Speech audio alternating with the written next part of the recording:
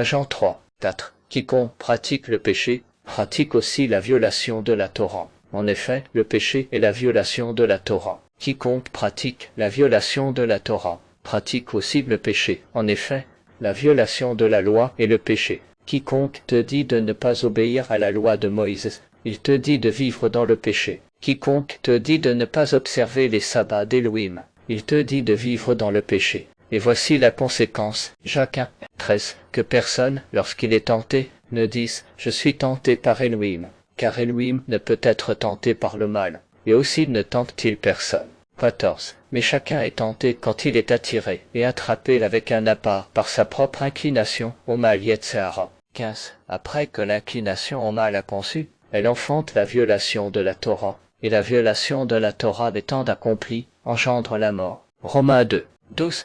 Tous ceux qui auront violé la Torah sans la connaissance de la Torah périront aussi sans la connaissance de la Torah. Et tous ceux qui auront violé la Torah ayant la Torah seront jugés par le moyen de la Torah. Hébreux 10, 26. Car si nous violons la Torah volontairement après avoir reçu la connaissance précise et correcte de la vérité, il ne reste plus de sacrifice pour les violations de la Torah. Que devons-nous faire?